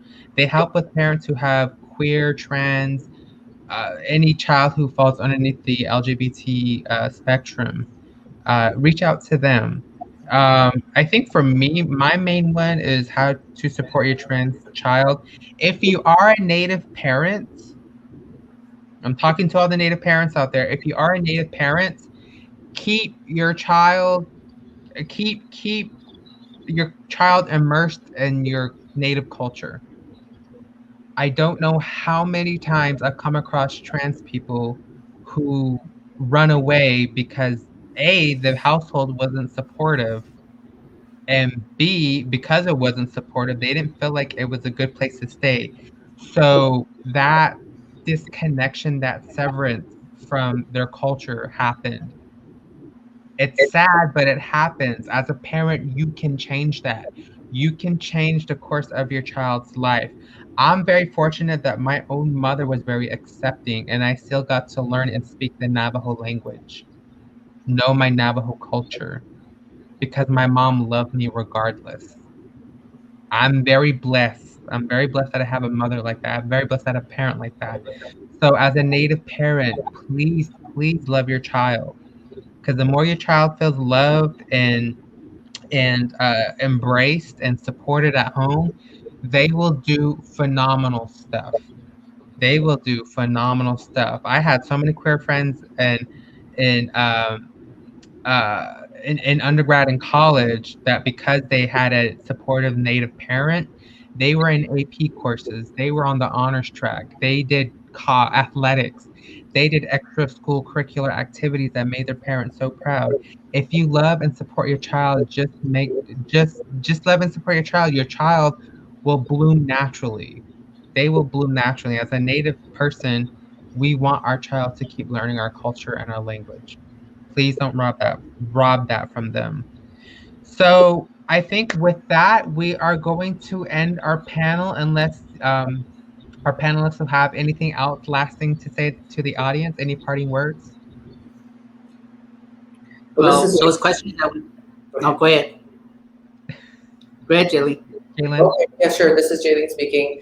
I just want to say that this is a celebration of pride. It's also an opportunity to recognize the people that came before us that could not walk freely as Indigenous Two-Spirit people. So we all honor them, and I just want to say that my thoughts and my heart and my energy is steeped in how I navigate through this world today. It's to hold my head up high in their honor and realize that I'm so grateful to be able to witness the fact that we are our rights and freedoms are opening up, and together in our unity, that is our power. Thank you. V? Oh, I was going to say the questions that we didn't answer, we could probably go ahead and just answer them in their comments for them. So. Oh, okay. We can answer it afterwards because this is scheduled to end at yeah. I guess 7 y'all time. So any last words, V, Marcy? Yes, my words are for other Native folks that are not trans or two-spirited. There's many, decolonization movements. There's many Indigenous rights movements. And I would like to say to them that the fact that any of us Native people are alive here today is a miracle. This is a miracle. We've been dealing with this and surviving over 500 years of genocide. And that it is of the utmost importance to remember that trans Native survival is important too, because one trans Native person that's lost is just another Native person that's lost. And it takes all of the tribes to work together. It takes all of the trans people to work together, all the Two-Spirit people to work together to ensure survival for our future generations. And I just wanted to say that it's important to be inclusive, and to when we speak traditional, that means trans and Two-Spirit. That should include that too. Thank you, Marcy. I want to say, thanks for everybody for tuning in and helping being here, and then plus, all of us sitting on the panel too. There's a lot of things that we needed to get out and we need to share with others, and I'm glad that this panel was here for us to do this. So I do appreciate everything. Thank you, everyone. And I think for me, my last parting words is just love your trans child. If you do have a trans niece, nephew, grandchild, make sure you know that they have a family member who supports them. Make sure that you reach out to them, because their parent might not be supportive, their grandparents might not be supportive. Just tell them, hey, I support you. You don't have to say trans, just say whatever you want to be, whoever you identify as, whatever. I support you. I love you. My doors are open to you anytime.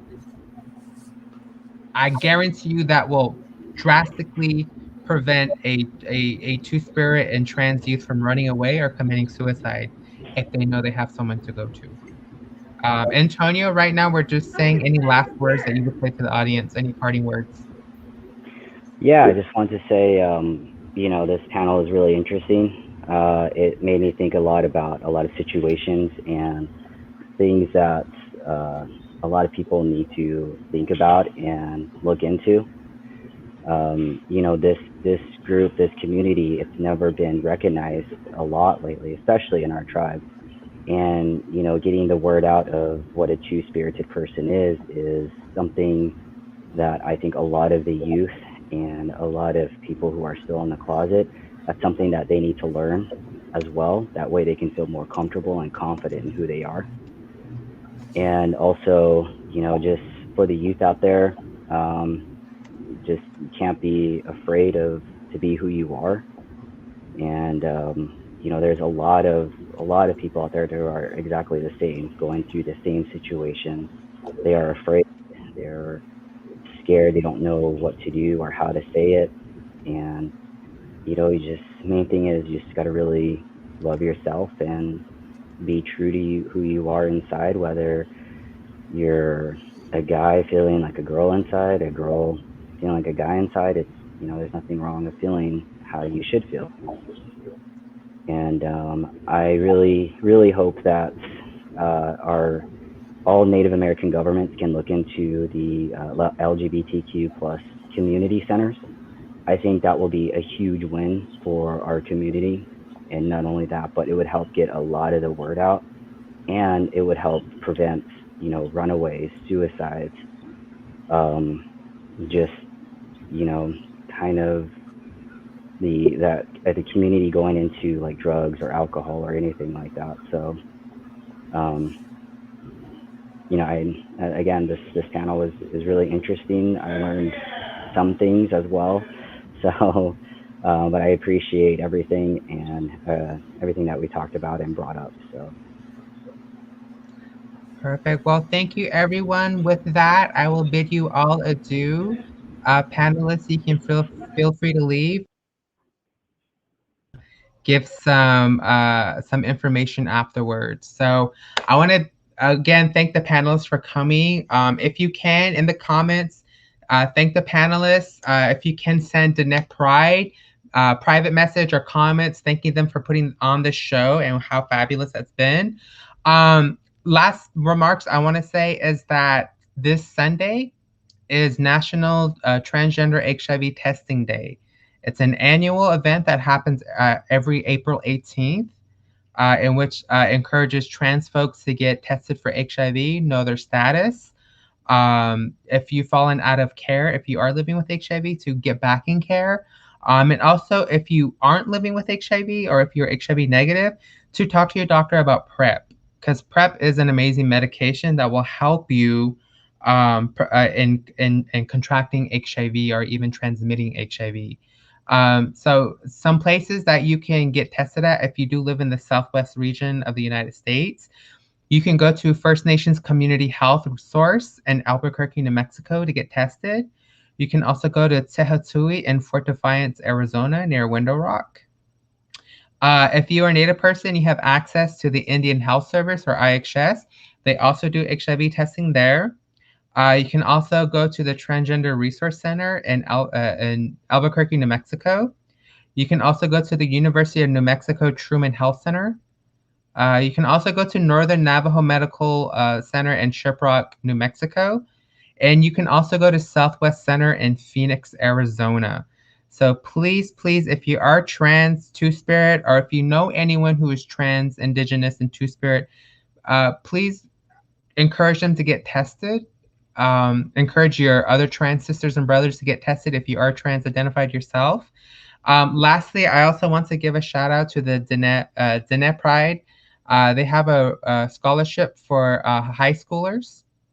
High schoolers who identify as Two-Spirit or Native LGBTQI+, and who have a Certificate of Indian Blood, so CIB.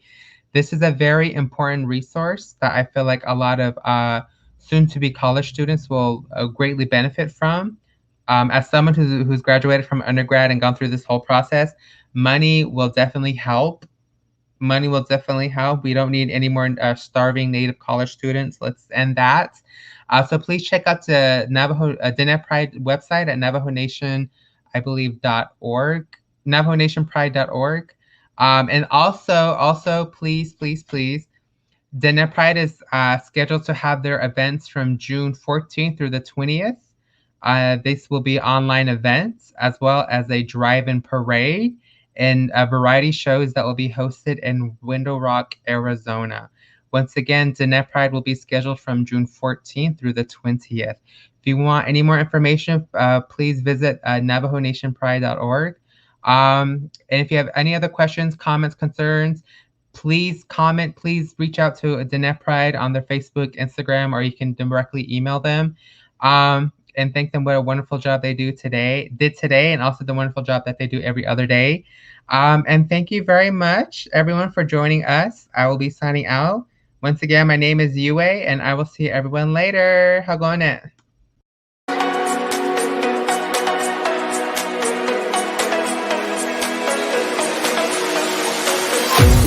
Thank you.